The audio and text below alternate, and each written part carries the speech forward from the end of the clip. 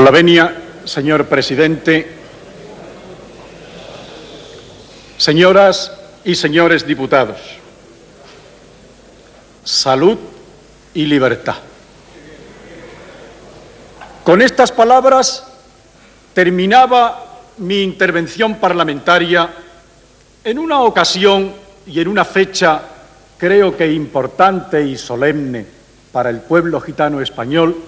allá en el año 1978, cuando por primera vez en la historia de este país, desde el seno de los grupos parlamentarios que estaban en aquella época elaborando lo que posteriormente sería la Constitución española, se hablaba de gitanos con carácter positivo. En aquella oportunidad conté con el asentimiento pleno de la Cámara para que se hiciera realidad lo que pedíamos humildemente en aquella ocasión, que desaparecieran 3 nefastos y oprobiosos artículos que constaban todavía en el reglamento de la Guardia Civil.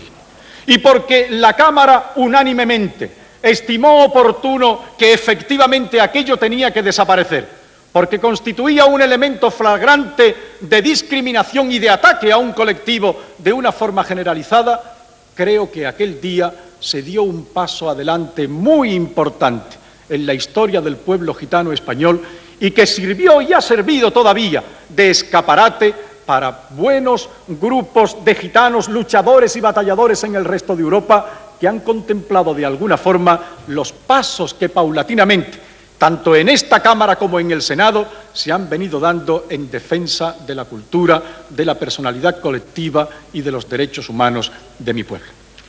Han transcurrido algunos años desde entonces.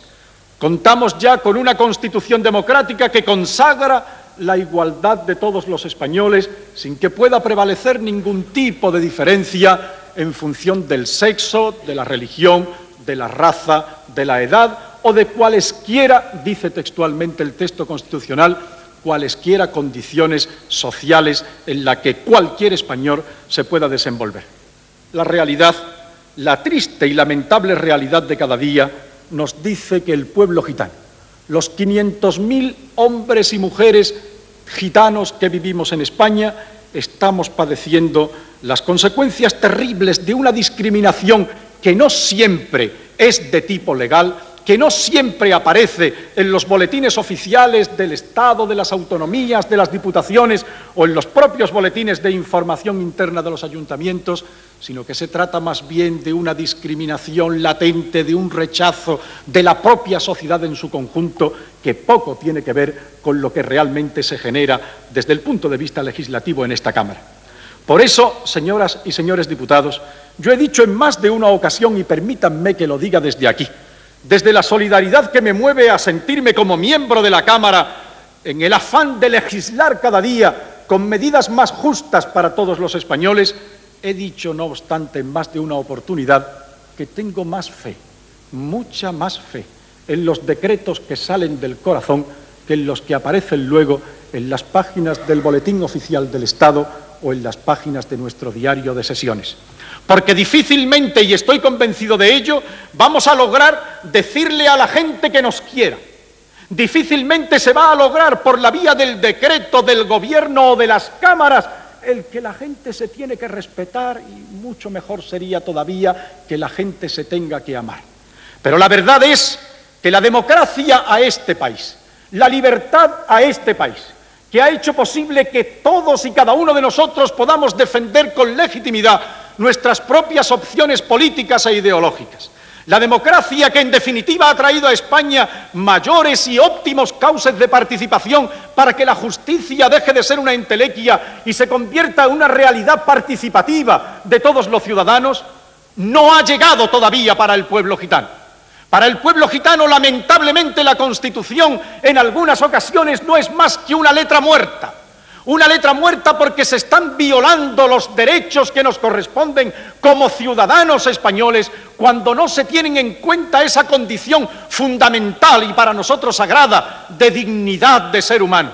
Porque no se han tenido en cuenta en los acontecimientos que todos hemos conocido, que hemos leído en los periódicos, que algunos compañeros parlamentarios de una parte y otra del arco legislativo de esta Cámara han sufrido conmigo en algunos lugares de nuestro país, cuando los medios de comunicación social, cuando la prensa y los medios audiovisuales han puesto de manifiesto el rechazo de determinados colectivos de este país a programas que nuestros ayuntamientos democráticos han intentado llevar a cabo mediante la construcción de unas viviendas, mediante la puesta en práctica de unos grupos escolares, mediante la autorización a unas familias para que puedan ejercer dignamente su derecho a ganarse la vida mediante el ejercicio de la venta ambulante. Hemos asistido todos a una auténtica violación de los derechos humanos de estas familias, cuando no se ha tenido en cuenta no ya su condición de gitanos o de grupo marginado, sino sencillamente de españoles que están ocupando la última, la más ínfima de los estratos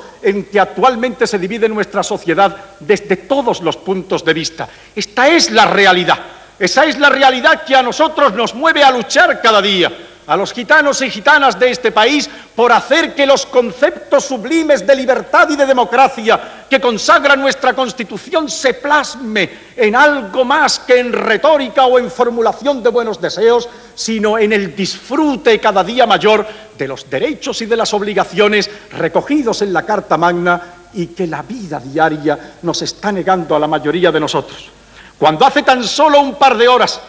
oíamos todos desde aquí con deleite y satisfacción al presidente Sanguinetti hablar de lo que representa para los pobres y para los humildes el acceso a la libertad y a la democracia, yo estaba viendo reflejado a mi pueblo en las palabras del presidente uruguayo. Estaba viendo reflejado al pueblo gitano que efectivamente ha esperado la democracia, un pueblo que tiene un concepto inmenso, amplio y profundo de la libertad, para que la democracia, la libertad, la participación política llevara a este colectivo unos mejores cauces de participación en la vida colectiva del país y de disfrute de los bienes que el propio país en su conjunto genera y al que deben tener igualdad de oportunidades todos los españoles.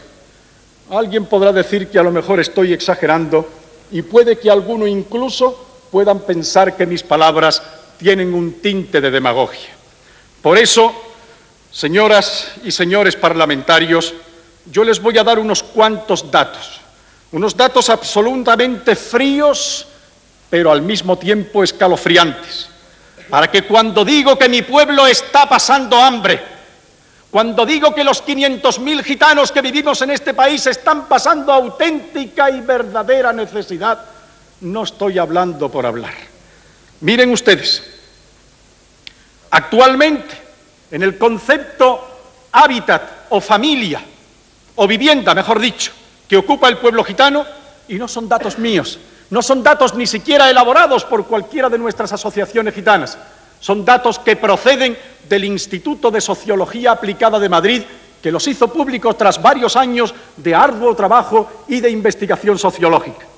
El 80% de las familias gitanas españolas ocupa viviendas inferiores a 50 metros cuadrados. El 34% de esas mal llamadas casas que ocupan los gitanos en España no tiene agua corriente. El 14% de las viviendas de los gitanos españoles no tiene instalación eléctrica. Y el 50% de las viviendas de los gitanos españoles no tiene inodoro. Economía. El 62% de las familias gitanas ingresa mensualmente menos de 20.000 pesetas. Y el 90% de las familias gitanas no tiene ingresos superiores a las 30.000 pesetas. Y de ese 30%, de ese 90%, el 34% no llega a las 10.000 pesetas mensuales. El índice de analfabetismo de nuestro pueblo es un índice absolutamente tercermundista. El 75% de la población gitana española no sabe leer ni escribir. Dato verdaderamente escalofriante.